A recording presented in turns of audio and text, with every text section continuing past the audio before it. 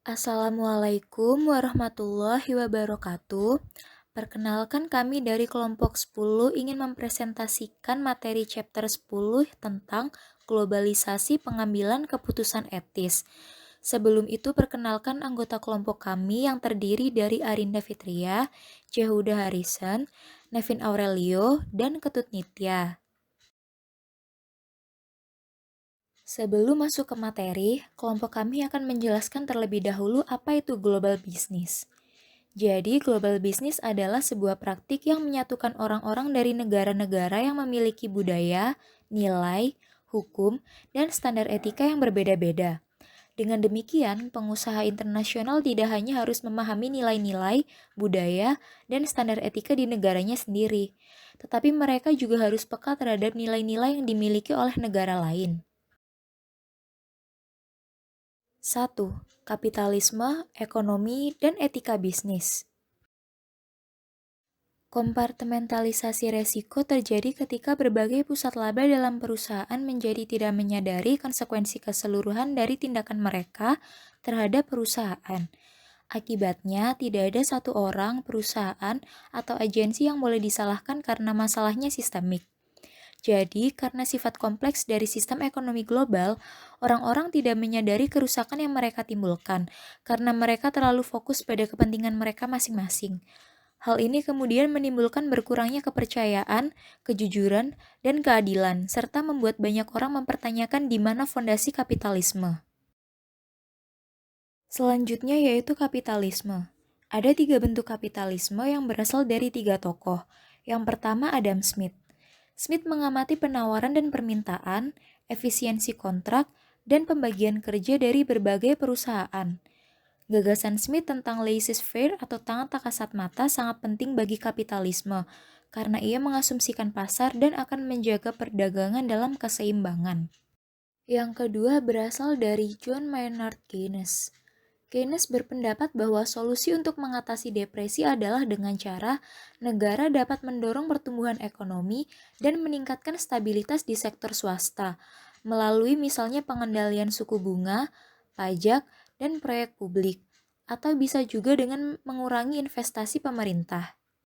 Dan yang ketiga berasal dari Milton Friedman. Friedman tidak setuju dengan pendapat Keynes, sebaliknya ia percaya dalam deregulasi. Jadi dalam hal ini, Friedman berpikir bahwa sistem dapat mencapai keseimbangan tanpa intervensi pemerintah. Gagasan Friedman inilah yang digunakan sebagai prinsip panduan oleh pemerintah AS untuk membuat kebijakan di negaranya, dan hal ini diikuti oleh hampir seluruh negara di dunia. Selanjutnya yaitu sosialisme. Sosialisme adalah teori ekonomi yang mendukung penciptaan masyarakat di mana kekayaan dan kekuasaan dibagi dan didistribusikan secara merata berdasarkan jumlah pekerjaan yang dilakukan dalam produksi. Salah satu tokoh yang paling terkenal dalam mendukung sosialisme adalah Karl Marx. Teori Karl Marx tentang sosialisme dikenal sebagai Marxisme, yang kemudian diubah menjadi komunisme di beberapa negara seperti Uni Soviet dan Kuba. Namun, sejarah menunjukkan bahwa komunisme menyebabkan perekonomian gagal, sehingga pada tahun 1940-an dibentuklah demokrasi sosial sebagai cabang dari sosialisme, yang memungkinkan kepemilikan pribadi atas properti dan juga fitur pemerintah yang dilengkapi untuk menawarkan layanan seperti pendidikan dan perawatan kesehatan kepada warganya. Ahli ekonomi masa lalu tidak dapat membayangkan bahwa ukuran dan kekuatan perusahaan multinasional saat ini membuat sumber daya dunia terkonsentrasi berada di bawah kendali segelintir perusahaan. Hal tersebut menyebabkan dunia tumbuh semakin bimodal dalam distribusi kekayaan. Distribusi kekayaan bimodal terjadi ketika kelas menengah menyusut, menghasilkan kekayaan yang sangat terkonsentrasi di antara orang kaya dan banyak orang miskin dengan sumber daya yang sangat sedikit. Ekonomi rasional didasarkan pada asumsi pertama bahwa seseorang dapat diprediksi dan akan memaksimalkan utilitas dari pilihan mereka relatif terhadap kebutuhan dan keinginan mereka. Asumsi kedua adalah bahwa orang bertindak independen atas dasar penuh dan informasi yang relevan. Perilaku ekonomi mengasumsikan bahwa manusia mungkin tidak bertindak rasional karena genetika, perilaku yang dipelajari, dan heuristik atau aturan praktis. Selain itu, perilaku ekonomi menyatakan bahwa cara sesuatu disajikan kepada konsumen dapat mempengaruhi pilihan yang disebut dengan framing effect. 2. Nilai umum, tujuan, dan praktik bisnis. Di dalam praktik bisnis terdapat dua tipe nilai umum. Yang pertama yaitu nilai umum global. Adapun nilai-nilai global yang diinginkan dalam sebuah bisnis antara lain integritas, keluarga dan komunitas, kesetaraan, kejujuran, kesetiaan, berbagi, dan tidak mementingkan diri sendiri. Adapun nilai-nilai global yang tidak diinginkan dalam sebuah bisnis antara lain kesombongan dan egoisme, nafsu, keserakahan, perzinahan, pencurian, penipuan, dusta, pembunuhan, kemunafikan, fitnah, dan kecanduan. Tipe kedua dari nilai umum adalah nilai budaya negara, yang spesifik mengekspresikan tindakan, perilaku, ataupun niat. Budaya terdiri dari segala sesuatu di sekitar kita yang dibuat oleh orang-orang, baik benda berwujud maupun benda tak berwujud, termasuk nilai, norma, dan artefak. Sebagai contoh nilai budaya negara adalah Amakudari yang ada di Jepang. Amakudari adalah nilai kejujuran yang sangat dihargai sehingga menghasilkan kepercayaan. Ketika nilai umum global dan nilai budaya negara sudah diterapkan, maka bisnis global akan memiliki pemahaman yang lebih jelas mengenai perilaku yang diinginkan dan tidak diinginkan sehingga menghasilkan kode etik. 3. Praktik bisnis global. Di dalam bisnis, pemikiran bahwa kita berbeda dari mereka disebut dengan Self-Reference Criterion. SRC adalah referensi bawah sadar terhadap nilai-nilai budaya, pengalaman, dan pengetahuan.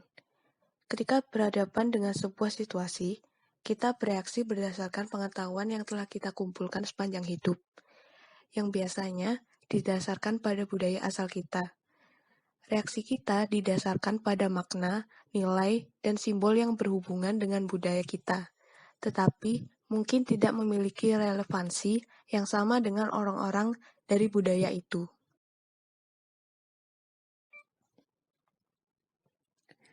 Contohnya di Amerika Serikat terdapat dumping yang merupakan kebijakan membebankan harga tinggi untuk produk di pasar domestik, sementara menjual produk yang sama di luar negeri dengan harga rendah yang seringkali di bawah harga. Salah satu masalah etika bisnis yang berkaitan dengan perbedaan budaya adalah pertanyaan mengenai nilai dan standar etika siapa yang diutamakan selama negosiasi internasional dan transaksi bisnis terjadi. Ketika melakukan bisnis di luar negara asalnya, haruskah pebisnis memaksakan nilai mereka, standar etika, dan undang-undang pada negara lain? Atau haruskah mereka beradaptasi pada nilai, standar etika, dan hukum negara tempat mereka melakukan bisnis? Dengan banyaknya masalah etika, tidak ada jawaban mudah untuk pertanyaan ini. Ketika berada di Roma, lakukan seperti yang dilakukan orang Roma, atau Anda harus beradaptasi dengan budaya negara tempat Anda beroperasi. Merupakan rasionalisasi yang terkadang ditawarkan oleh pengusaha untuk menyimpang nilai-nilai etika mereka sendiri ketika melakukan bisnis di luar negeri, dengan mempertahankan suap atau melunasi roda bisnis dan praktik peragukan lainnya. Dalam hal ini, mereka beralih kepada relativisme budaya atau konsep dari moral bervariasi satu dengan lainnya, dan praktik bisnis dengan demikian dinilai sebagai baik dan buruk oleh sebagian budaya. Tidak ada perusahaan, negara, atau budaya yang kebal terhadap masalah etika. Berikut ini merupakan beberapa masalah etika global utama. Yang pertama adalah konsumerisme. Konsumerisme adalah anggapan bahwa konsumen harus menentukan struktur perekonomian masyarakat daripada kepentingan produsen. Ada banyak etika terhadap masalah konsumerisme dalam bisnis. Para pelaku bisnis mengerti bahwa keinginan dan kebutuhan konsumen tidak akan pernah terselesaikan atau terpenuhi. Sebagai contoh adalah membuat produk yang telah direncanakan kapan rusaknya. Dengan begitu, mereka akan membuat konsumen kembali untuk membeli barang lagi. Selain itu, akan menguntungkan bila para pelaku bisnis membuat produk sesuai dengan pasar model yang selalu berubah. Yang kedua adalah hak asasi manusia. Hak asasi manusia adalah hak yang melekat dan tidak dapat dicabut sebagai dasar dari kebebasan, keadilan, dan kedamaian di dunia. Hak asasi manusia yang pertama adalah kebebasan untuk memeluk agama. Sebagai contoh, Ford Motor Company. Perusahaan ini membuat Ford Interfaith Network atau organisasi bagi pegawai dari berbagai agama. Yang kedua adalah hak untuk bekerja, hak memiliki pekerjaan dan upah yang sama, dan hak untuk mengikuti serikat pekerja. Hak untuk bekerja sepertinya sangat mudah untuk dilakukan oleh perusahaan, dan hanya sedikit yang menentang untuk bekerja dan upah yang sama. Yang ketiga adalah hak untuk memiliki standar hidup dan hak spesial untuk kehamilan. Sebagai contoh adalah Mahkamah Agung Amerika Serikat, yang memutuskan bahwa cuti hamil tidak dihitung sebagai pensiun, yang artinya karyawan di Amerika Serikat diizinkan untuk cuti hamil dan tanpa digaji, akan tetapi pekerjaan mereka tetap dapat dilakukan setelah cuti. Dan yang selanjutnya adalah privasi. Sebagai contoh di Eropa, data dan informasi pribadi tidak dapat diambil tanpa izin. Jika data pribadi diambil, maka orang tersebut memiliki hak untuk melihat kembali atau mengecek data tersebut. Yang ketiga adalah kesehatan. Kesehatan adalah salah satu bagian dari hak asasi manusia. Para aktivis memperhatikan bahwa perusahaan farmasi lebih mementingkan membuat produk yang ditujukan kepada orang-orang kaya, seperti produk untuk masalah kebotakan, daripada fokus untuk membuat produk yang dapat mengatasi penyakit mematikan. Menurut para aktivis, perilaku perusahaan farmasi sangat tidak beretika dan tidak bermoral. Masalah lain yang berhubungan dengan kesehatan adalah keterjangkauan. Biaya perawatan kesehatan bagi warga Amerika Serikat mencapai 2 triliun dolar, namun masih terdapat 45 juta orang yang tidak termasuk dalam asuransi tersebut. Yang terakhir adalah tenaga kerja. Banyak orang hidup dan bekerja di negara lain daripada di negara asal mereka.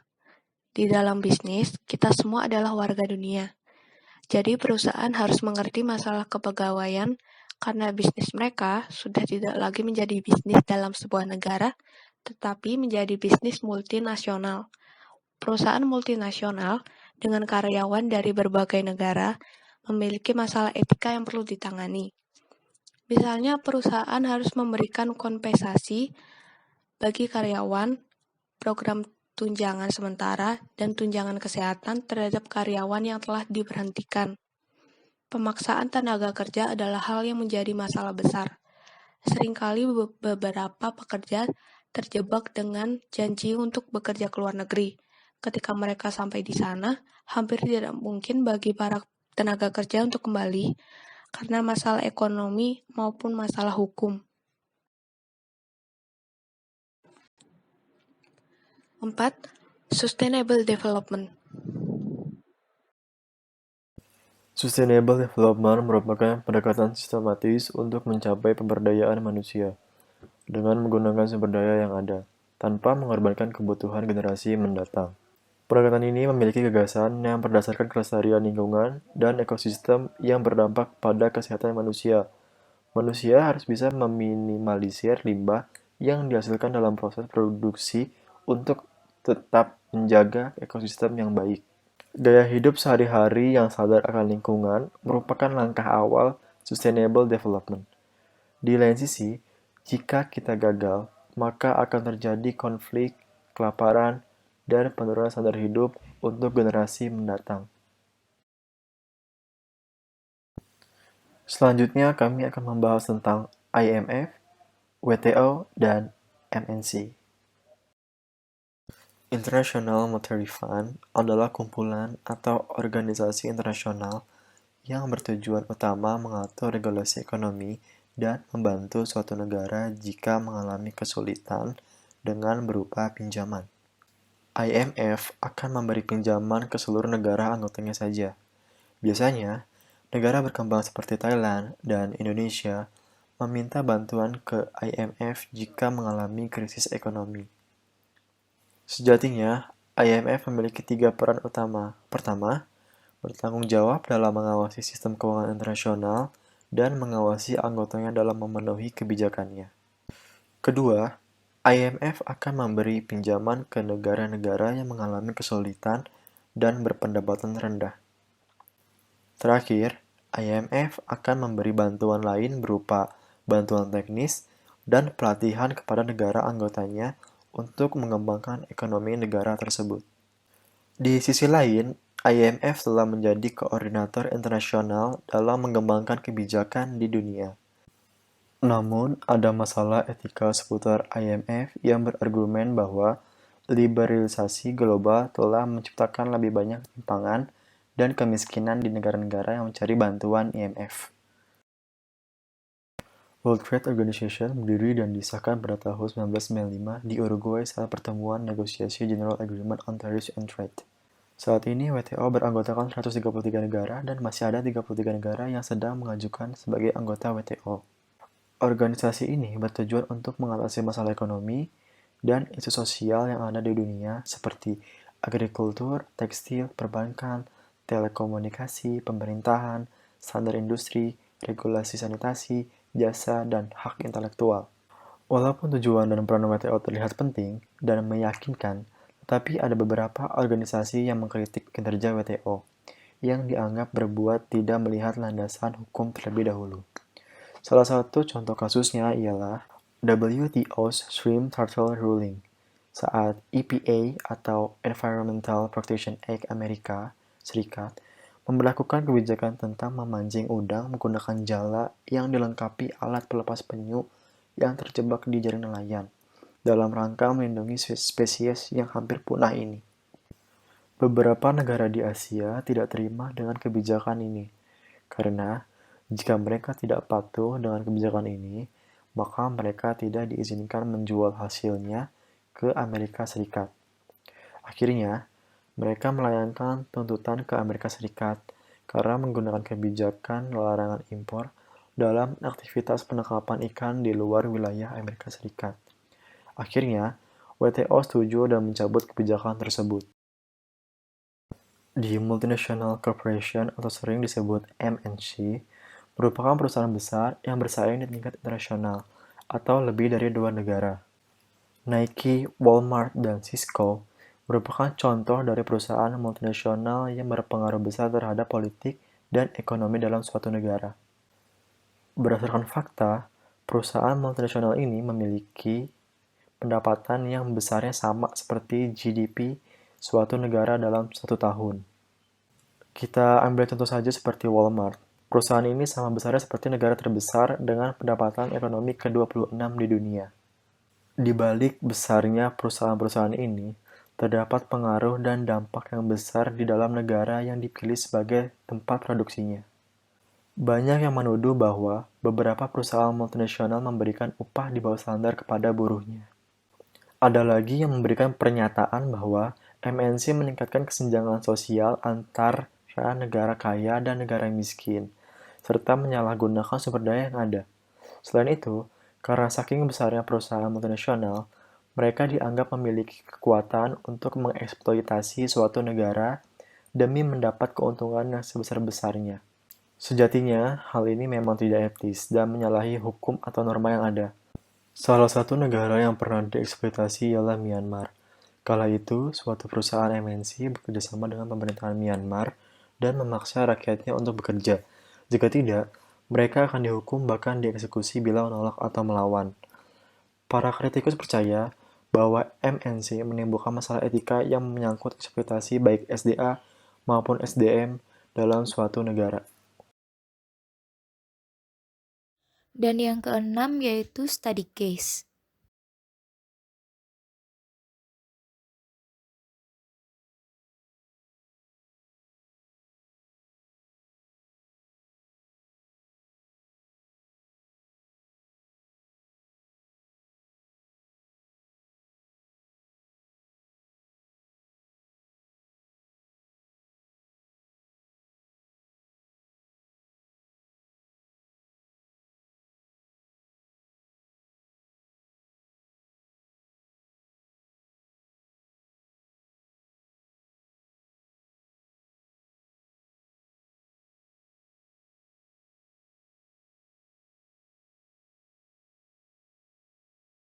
1. Diskusikan masalah etika perusahaan dalam menyediakan produk yang dipertanyakan ke pasar lain. 2. Diskusikan saran yang disampaikan dalam kotak saran sehubungan dengan keputusan yang harus dibuat George. Haruskah saran memiliki pengaruh? 3. Identifikasi tekanan yang telah menyebabkan masalah etika dan hukum dalam skenario ini muncul. 1. Meningkatnya harga jagung di masa yang akan datang, yang dengannya biaya produksi juga turut meningkat, dan kehadiran perusahaan pesaing yang menjual produknya dengan harga bersaing serta berusaha mengambil pangsa pasar Konko mengakibatkan Jack dan George sepakat menjual jagung terkontaminasi guna menekan biaya produksi perusahaan mereka. Meskipun hukum Amerika Serikat melarang perdagangan produk yang mengandung aflatoksin dan mengenakan denda atasnya. Selain itu, mereka juga memanfaatkan hal ini untuk meraup keuntungan yang besar. Walaupun tidak ada hukum terkait penjualan produk yang mengandung aflatoksin ke negara lain, tetapi bagaimanapun juga Konko telah melanggar etika karena telah menjual produk yang mengandung bahan berbahaya ke konsumen di luar Amerika Serikat. Tentu saja hal ini akan berdampak pada kesehatan konsumen dan reputasi Konko itu sendiri. 2. Dalam saran tersebut terlihat bahwa sebagian karyawan Konko menolak atas tindakan yang dilakukan George dan Jack, dan sebagian lainnya mendukung, tetapi tidak untuk dijual di AS. Melihat hal ini, seharusnya George sebagai manajer operasi bisa berdiskusi dengan para stakeholder yang lain terkait keputusan dan strategi yang harus dilakukan dalam menghadapi situasi seperti ini. George tidak seharusnya mengikuti kehendak Jack, karena hal tersebut sangat tidak etis, dan bahkan George bisa melaporkan Jack ke pimpinan yang lebih tinggi di Konko atas ancaman dan ketidaketisan yang dilakukan Jack. Menurut kelompok kami, saran harusnya memiliki pengaruh terhadap segala sesuatu. Dalam studi case ini, saran karyawan seharusnya adalah hal penting bagi perusahaan, karena karyawan juga memiliki hak suara di dalam perusahaan. Saran karyawan dapat menjadi masukan dan bahan pertimbangan atau penilaian bagi perusahaan untuk melakukan apa yang sebaiknya atau tidak mereka lakukan, demi menjaga keberlangsungan produksi perusahaan di masa depan. Selain itu, saran karyawan juga dapat menjadi tolak ukur bagi perusahaan, sejauh mana mereka memproduksi produk mereka dengan baik, agar kedepannya dapat dievaluasi untuk lebih baik dan berkualitas lagi. 3. Berdasarkan studi case yang telah dipaparkan sebelumnya, latar belakang atau tekanan penyebab masalah hukum dan etika ini terjadi yaitu karena mahalnya harga jagung di masa depan sehingga membuat biaya produksi turut meningkat. Ditambah pula perusahaan pesaing yang ingin berusaha mengambil pangsa pasar Konko. Hal ini membuat Konko harus melakukan sesuatu hal untuk menyelamatkan perusahaan mereka dan mengamankan karyawan dari PHK.